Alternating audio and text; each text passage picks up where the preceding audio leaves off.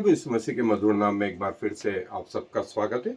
और हम मूसा के तंबू के विषय में जो देख रहे हैं और कैसे वो प्रभु यीशु मसीह और कैसे वो विश्वासियों, चर्च, इवन प्रेजेंट डे तक को वो प्रकट करता है।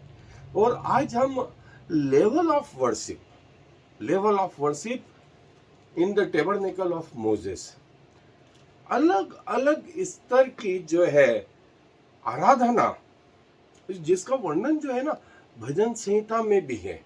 सो मेरे साथ निकाल लें भजन संहिता 100। हे सारी पृथ्वी के लोगों, यहोवा का जय जयकार करो, आनंद से यहोवा की आराधना करो, जय जयकार के साथ उसके सम्मुख आओ। निश्चय जानो कि यहोवा ही परमेश्वर है, उसी ने हमको बनाया और हम उसी के हैं। हम उसकी प्रजा और उसकी चराई की भेड़ें हैं। उसके फाटकों से धन्यवाद, उसके आंगनों में स्तुति करते हुए प्रवेश करो, उसका धन्यवाद करो, उसके नाम को धन्य कहो, क्योंकि यहोवा भला है, उसकी करुणा सदा के लिए और उसकी सच्चाई पीढ़ी से पीढ़ी तक बनी रहती है। सो दाऊद भी इस लेवल को जानता है।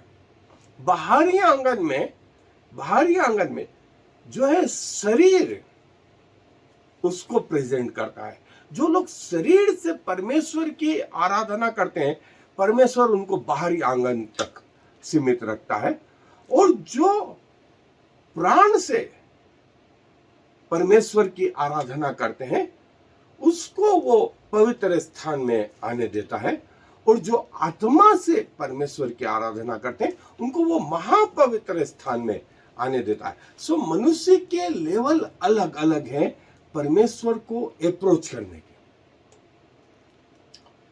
कई लोग चर्च में आते हैं और वे शारीरिक रीति से जो है परमेश्वर की आराधना करते हैं। परमेश्वर ने उनका स्थान कहाँ रखा? बाहरी आंगन में।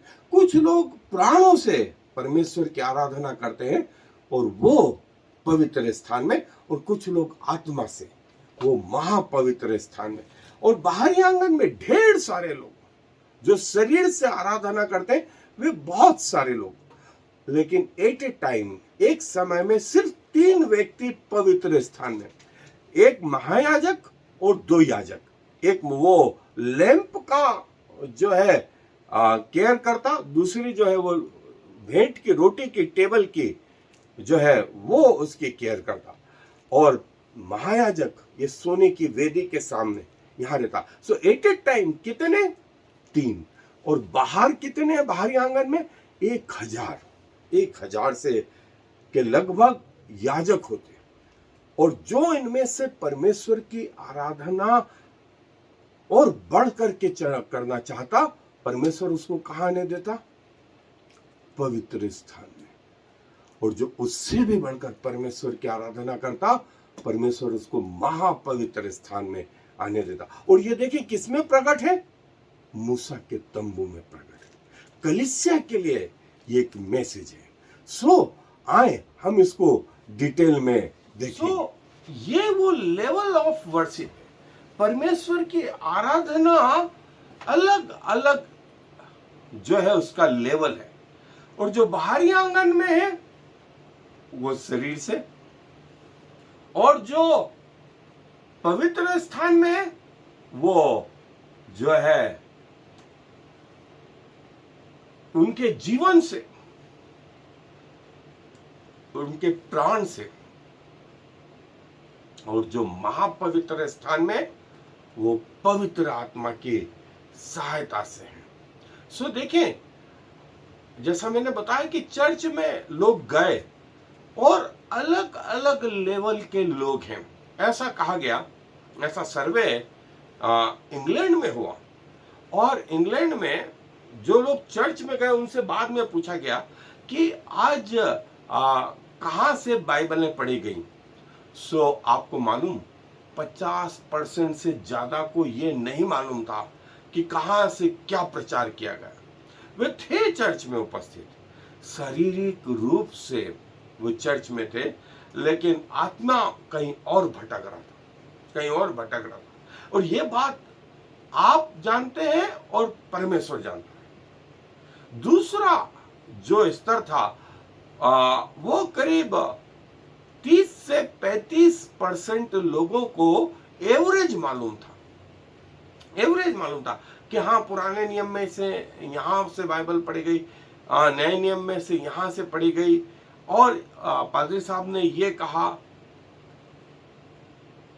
30 से 35% लोगों को और 15% लोगों को वास्तव में मालूम था कि कहाँ से बाइबल पढ़ी गई, कहाँ से भजन संहिता पढ़ा गया, क्या मैसेज था वो मैसेज भी।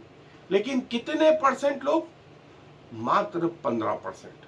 और पास्टर से पूछा गया कि पिछले 5 क्रिसमस पर आपने क्या मैसेज दिया, आपका क्रिसमस का मैसेज क्या था?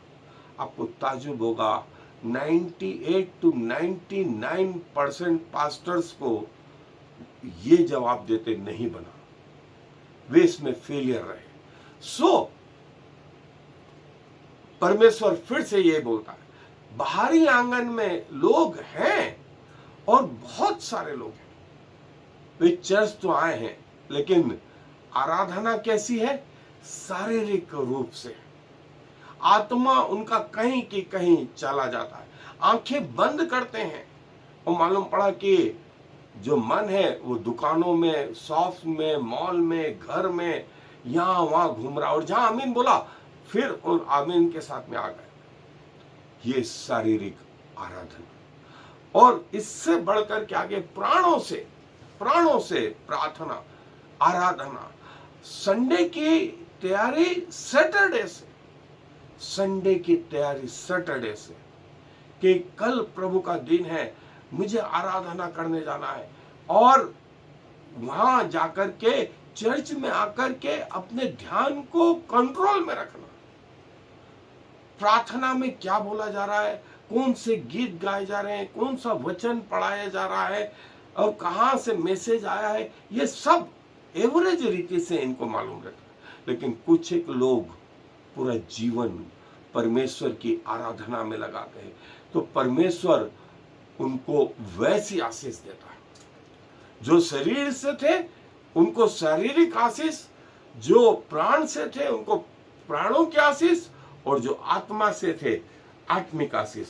और जो हिस्सा हमने भजन संहिता में पढ़ा, भजन संहिता में हमने जो हिस्सा पढ़ा कि प्रभु के फाटकों में धन्यवाद के साथ, फिर उसके आंगनों में जो है आनंद के साथ, जो लोग बाहर हैं वे, उनका आत्मिक स्तर अलग है, वे शरीर से, और कुछ उससे ऊपर लेवल वो है, वो प्राणों से, और कुछ का लेवल उससे भी ऊंचा, वे अपने आत्मा से।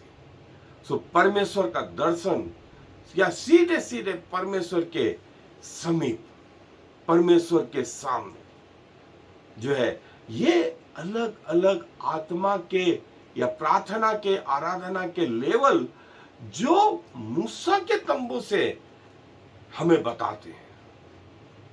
और एक विश्वासी का जीवन, उसका परमेश्वर में कितना डेप्थ है, कितनी जड़ है, ये बताते।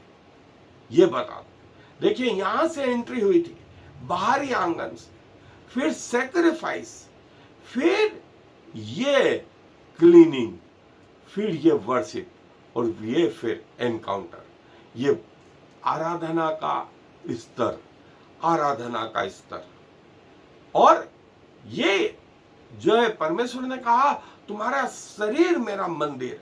अब देखिए, शरीर में भी 3 हिस्से हैं, शारीरिक हिस्सा, फिर प्राणों का हिस्सा। ये 2 हिस्से सब जानवरों में भी पाए जाते हैं, और जो नहीं पाया जाता है वो ये वाला हिस्सा। और जिस व्यक्ति में ये हिस्सा नहीं है वो जानवरों के तुल्य है। और ये हिस्सा परमेश्वर ने आदम में बनाया था, लेकिन उसकी आने वाली पीढ़ियां परमेश्वर से विवाद करने लगी, और ये हिस्सा मनुष्य में से चला गया। और तीसरे चौथे पांचवें अध्याय आप उत्पत्ति में देखेंगे, पांचवें अध्याय में आप पाएंगे परमेश्वर ने कहा मेरा आत्मा मनुष्य से सदा वाद विवाद करता न रहेगा, क्योंकि मनुष्य मिट्टी है और मिट्टी में मिल जाएगा। और देखें जो ये मूसा का तंबू है ये शरीर को बताता है, बाहर बॉडी, पवित्र स्थान लाइफ और महापवित्र स्थान ये आत्मा। और परमेश्वर यदि आज हम में रहता है तो इस रीति से, और हमारा ये स्तर जो है परमेश्वर में बना रहता है। और अलग अलग व्यक्तियों का अलग अलग लेवल है। यूहन्ना रचित सुसमाचार के पहले दूसरे अध्याय में यूहन्ना स्वयं कहते हैं कुछ इन्फेंट है, वे मसीह को जिन्होंने अभी अभी ग्रहण करा है वे मसीह में आ तो गए, लेकिन उनका सारा जैसे हाथ पांव है लेकिन चलते नहीं है। उनकी सारी केयर कौन करता है? माता पिता। उनके लिए शब्द आया है इन्फेंट।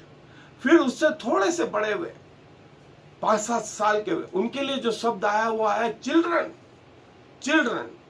और चिल्ड्रन शब्द मतलब हाथ पांव है, भागा दौड़ी करते हैं सारी चीजें, लेकिन निर्भरता अभी भी किस पर है? परमेश्वर पर है, माता पिता पर। फिर तीसरा जो लेवल आया है वो एडोलेसेंट, जवान। वे घर में अब कुछ हिस्सा करते हैं और कमाई का एक साधन है, जिम्मेवारियों का एक साधन है। ये था स्तर जवानों का। और चौथा लेवल यूहन्ना बोलते हैं पिता का। पिता मतलब जिससे संतान उत्पन्न हुई, मतलब आत्मिक स्तर ऐसा कि वो व्यक्ति उसके द्वारा बहुत सारी आत्माएं परमेश्वर के पास आ पाई, बहुत सारी आत्माएं परमेश्वर के पास। देखिए अलग अलग लेवल। और प्रभु यीशु मसीह ने इसको कैसे कहा? मरकुस रचित सुसमाचार में कहा किसी को 1 तोड़ा, किसी को 5 तोड़े और किसी को 10 तोड़े दिए, उनके आत्मिक लेवल के अनुसार, उनके स्तर के अनुसार। 24 घंटे ठेले चलाने वाले के लिए भी वही है और एक राष्ट्रपति के लिए भी वही है, जो दोनों के लिए 24 घंटे, लेकिन दोनों के काम का लेवल अलग अलग है। सो देखें परमेश्वर की आराधना किसी ने शारीरिक रूप से करी, परमेश्वर ने उसे बाहरी आंगन में रखा। किसी ने प्राण से करी, उसको पवित्र स्थान तक आने दिया। किसी ने आत्मा से करी तो उसे आत्मिक स्थान तक आने दिया। सो ये है वो परमेश्वर, जो अलग अलग लेवल पर लोगों को ये बातें बताते हैं। सो हम हो सकता है हमारा स्तर बाहरी आंगन में, लेकिन धीरे धीरे हम इस रहस्य को जान पाए जो मूसा के तंबू से जो है प्रकट होता है, और एक दिन हम परमेश्वर के सामने सीधे पहुंच सके। सो प्रभु अपने वचन पर आशीष दे। आए दुआ में अपने स्वरों को धन्यवाद देते हैं कि मनुष्यों के स्तर अलग अलग हैं। आपको पा लेने के बावजूद कोई अभी इन्फेंट है, कोई चाइल्ड है, कोई एडोलेसेंट है और कोई फादर है। लेकिन पिताजी आप चाहते हैं कि भले हमने 0 से शुरुआत करी, लेकिन उस स्तर तक पहुंचे जिसका वर्णन आपने अपने दास मूसा के उस तंबू में और फिर अपने लोगों पर प्रकट किया। प्रभु हम अपना शरीर, अपना प्राण, अपना आत्मा आपको समर्पित करते हैं, ये आपको ग्रहण योग्य हो। और प्रभु भले 0 से शुरुआत करिए, लेकिन एक दिन आपके नजदीक 24 घंटे पहुंच पाए। क्योंकि सारा आदर आपको देते हुए इस विनती को प्रभु यीशु मसीह के नाम से मांगे, आमीन। I am the Lord. There is no other God. I have prepared you, even though you do not know me, so all the world from east to west will know there is no other God. I am the Lord, and there is no other.